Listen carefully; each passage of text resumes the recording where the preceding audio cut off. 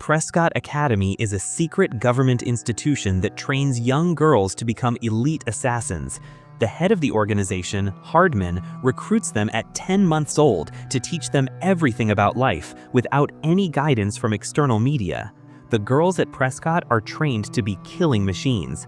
They learn to shoot at age 3 with weapons taller than themselves. By age 5, they are taught to drive, and within a year, they can skillfully participate in high-speed car chases. Every day, they practice different types of combat, so by the time they reach their teens, they can be deployed on dangerous missions without raising suspicion. Hardman's #1 rule is no attachments. Therefore, even though all the girls are orphans, they are never allowed to form bonds with one another. They are not given names. They are known only by their agent numbers. Currently, the Academy's top student is number 83. She shoots like the assassin she was trained to be and is the best fighter of all. However, the rule against attachments never made sense to her. One day, the girls are assigned the task of stabbing a stuffed toy with a pen. While the other girls obey, 83 hugs the toy to her chest. Hardman uses her as a bad example and rips the toy's head off. Agent 83 has emotions building up inside her that are about to burst at any moment.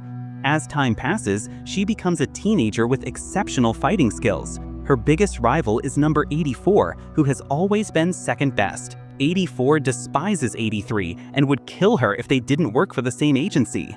83 is the first in her class to be activated, meaning she is sent on dangerous missions before her peers. Predictably, 84 is unhappy, but she lacks the authority to protest. Once activated, 83 carries out several missions. Being a teenager, she is never suspected of being an agent. She completes her tasks with ease, impressing Hardman. However, she continues to yearn for the normal teenage life she never had. During one of her missions, while spying on a target, she notices a party next door. Seeing the teens dancing and having fun makes 83 realize her life is not normal.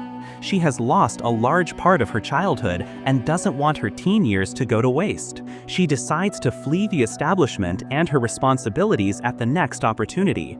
But first, she needs to know what it's really like to be a normal girl. To do this, she begins gathering information about high school life by watching movies like Mean Girls, The Princess Diaries, and Clueless. Whenever she is out on a mission, she buys magazines to read secretly during boring briefings. One day, her habit gets her into trouble when Hardman finds her reading a magazine while he is briefing her on an important mission. He orders her to get her head in the game because the next mission is very dangerous. An arms dealer and the mafia's most dangerous woman, Victoria, was located in a city 8 hours ago. She must be captured alive within 2 days or she will vanish again. 84 wants the mission, hoping it will make her Hardman's favorite, but the task is assigned to 83. In the next scene, we see Victoria in a construction zone with 3 hostages. She insults them and removes their blindfolds. Suddenly, one hostage reveals she is actually 83. In an instant, 83 attacks and overpowers all the henchmen. She attaches Victoria to a hook connected to a plane flying overhead. Finally, they are lifted into the plane and 83's mission is complete. But as Victoria still has her gun, she aims at her. 83 cuts the harness and falls into the river while Victoria is pulled into the plane. When Hardman notices 83's absence, he tries to contact her through a device on her wrist. 83 emerges from the water and hears him but does not respond. Knowing this is her only chance to escape her old life, she throws away her watch and decides not to look back. On the plane, Hardman is told there are no video or audio signals from her. He declares her inactive and continues interrogating Victoria. Subsequently, 83 creates a brand new identity under the name Megan. She moves to a high school in Newton and finds a host family through a website. At the airport, the family picks her up. The mother, Mrs. Larson, her son, Parker, and her sarcastic teenage daughter, Liz. Liz is not happy about Megan's arrival and finds it hard to adapt to her presence. She thinks it's weird that Megan gets excited about normal things like riding the school bus. Still, to please her mother, she agrees to help Megan at school. On her first day, Megan dresses in a ridiculous outfit, making everyone stare. Within minutes, a bully named Gooch calls her fresh meat while everyone laughs. To make her feel better, Liz gives her clothes with fewer prints. During the morning assembly, Megan must speak before everyone as an exchange student. Before going on stage, she meets a nerdy boy named Roger who handles the school band's audio equipment. Based on the movie she's seen, Megan declares him a nerd. She is introduced to the school, but they mock her and tell her to go back to Canada, where she is supposedly from. As the mocking chants grow louder, the school band leader, Cash, interrupts the crowd with a song. He is the most popular and beloved boy. Megan is instantly attracted to him. At lunch, some cheerleaders invite her to eat with them, but she refuses, assuming they are mean girls, like the ones in her favorite movies. In biology class, she meets Roger again and becomes friends with him. He seems attracted to her, but Megan only has eyes for Cash. The next day, she is assigned as Cash's lab partner, but other girls ask her to choose another partner because everyone dies for Cash. The girls tell Megan that Cash likes girls who are the school mascot.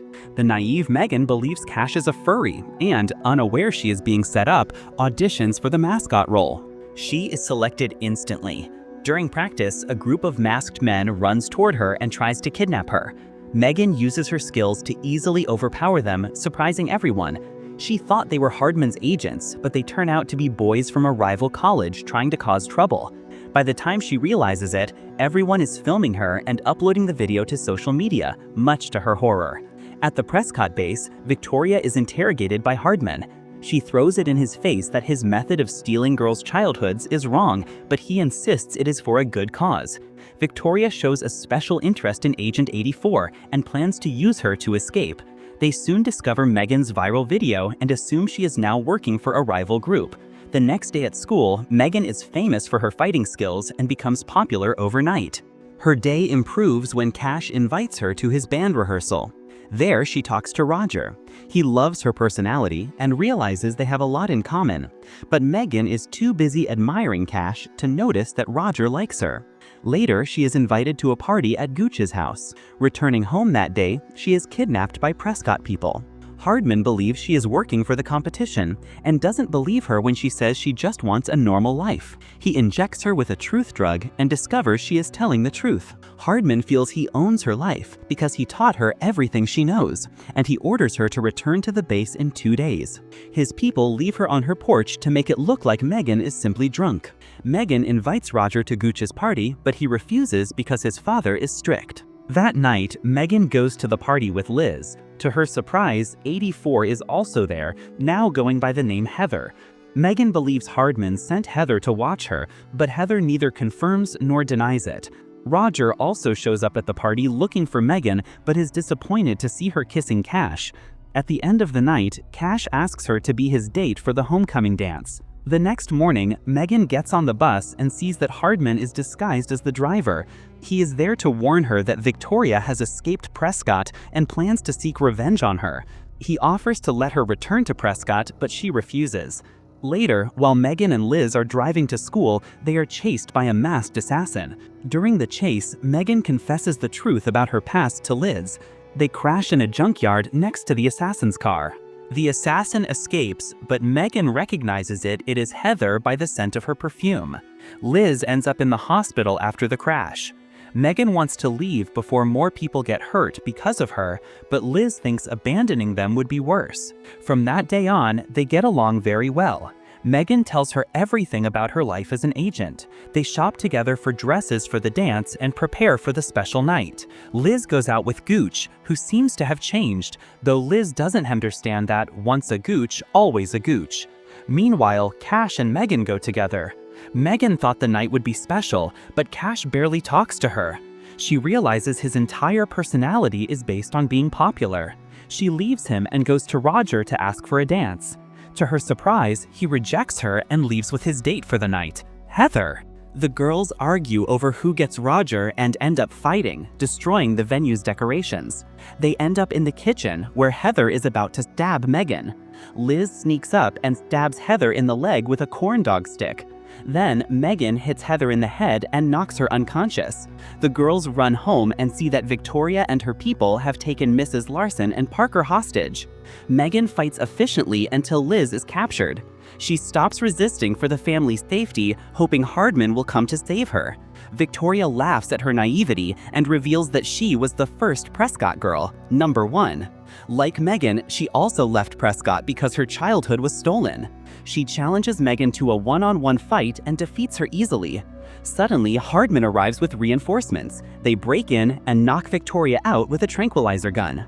Megan hugs Hardman, thanking him for the help. In the final scene, she stops Roger while he is driving home and takes him with her on a helicopter ride.